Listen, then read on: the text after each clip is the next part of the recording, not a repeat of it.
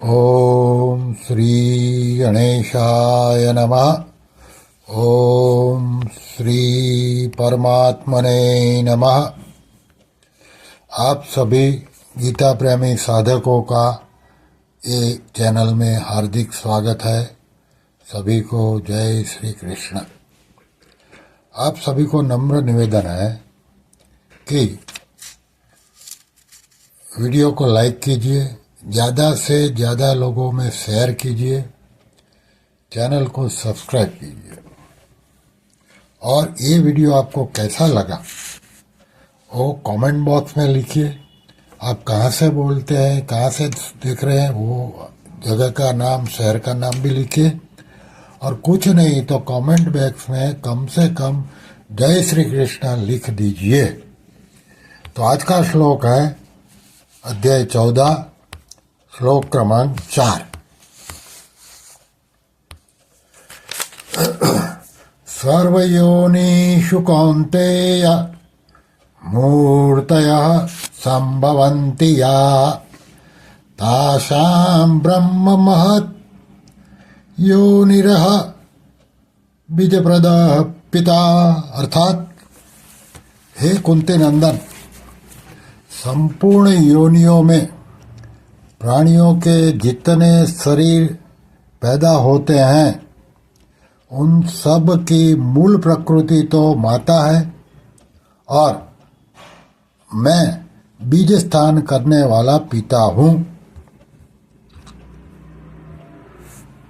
पूर्व श्लोक में समष्टि संसार की उत्पत्ति की बात बताई। अब इस श्लोक में व्यष्टि शरीरों की उत्पत्ति का वर्णन भगवान करते हैं। इसका विवेचन साधक संजीवनी में से सर्वयोनिषु कौन्तेय मूर्तय संभवन्ति या।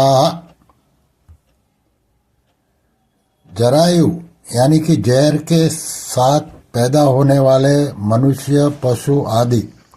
अंडज यानी कि अंडे से उत्पन्न होने वाले पक्षी, सर्प आदि। स्वेदन यानी कि पसीने से उत्पन्न होने वाले जू, लीख आदि। और उद्भिज्ज यानी कि पृथ्वी को फोड़कर उत्पन्न होने वाले वृक्ष, लता आदि। संपूर्ण प्राणियों की उत्पत्ति के चार खानी अर्थात स्थान है। इन चारों में से एक एक स्थान से लाखों योनियां पैदा होती हैं। उन लाखों योनियों में से एक एक योनि में भी जो प्राणी पैदा होते हैं उन सबकी आकृति अलग अलग होती है।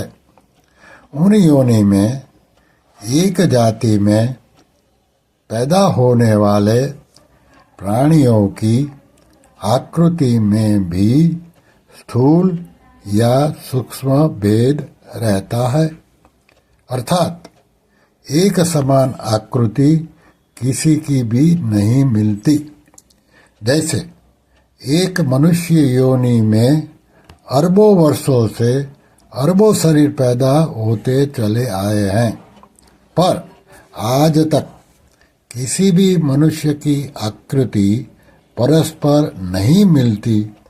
इस विषय में किसी कवि ने कहा है, पाग भाग वाणी प्रकृति आकृति वचन विवेक अक्षर मिलत न एक से देखे देश अनेक। अर्थात पगड़ी, भाग्य, वाणी यानी कि कंठ, स्वभाव, आकृति, शब्द, विचार शक्ति और लिखने के अक्षर, ये सभी दो मनुष्य के भी एक समान नहीं मिलते। इस तरह 84 लाख योनियों में जितने शरीर अनादिकाल से पैदा होते चले आ रहे हैं उन सब की आकृति अलग अलग है। 84 लाख योनियों के सिवाय देवता, पितर, गंधर्व, भूत, प्रेत आदि को भी यहाँ सर्वयोनिषु पद के अंतर्गत ले लेना चाहिए। आगे भगवान कहते हैं तासाम ब्रह्म मध्योनिरहम बीजप्रदः पिता। उपर्युक्त 4 खानी अर्थात 84 लाख योनियां तो शरीरों के पैदा होने के स्थान है और उन सब योनियों का उत्पत्ति स्थान माता के स्थान में महद ब्रह्म अर्थात मूल प्रकृति है। उस मूल प्रकृति में जीव रूप बीज का स्थापन करने वाला पिता मैं हूँ। भिन्न भिन्न वर्णन और आकृति वाले नाना प्रकार के शरीरों में भगवान अपने चेतन अंश रूप बीज को स्थापित करते हैं। इससे सिद्ध होता है कि प्रत्येक प्राणी में स्थित परमात्मा का अंश शरीरों की भिन्नता से ही भिन्न भिन्न प्रतीत होता है। वास्तव में संपूर्ण प्राणियों में एक ही परमात्मा विद्यमान है। गीता के 13वें अध्याय का 2 श्लोक। इस बात को एक दृष्टांत से समझाया जाता है।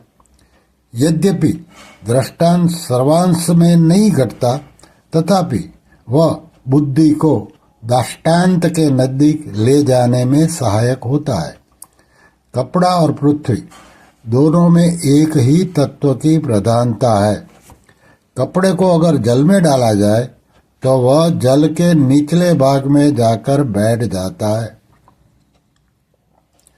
कपड़ा ताना लंबा धागा और बाना आड़ा धागा, ये 2 से बुना जाता है। प्रत्येक ताने और बाने के बीच में एक सूक्ष्म छिद्र रहता है। कपड़े में ऐसे अनेक छिद्र होते हैं। जल में पड़े रहने से कपड़े के संपूर्ण तंतुओं में और अलग अलग छिद्रों में जल भर जाता है। कपड़े को जल से बाहर निकालने पर भी उसके तंतुओं में और असंख्य छिद्रों में एक ही जल समान रीति से परिपूर्ण रहता है। इस दृष्टांत में कपड़ा प्रकृति है, अलग अलग असंख्य छिद्र शरीर है और कपड़े तथा उसके छिद्रों में परिपूर्ण जल परमात्मा तत्व है।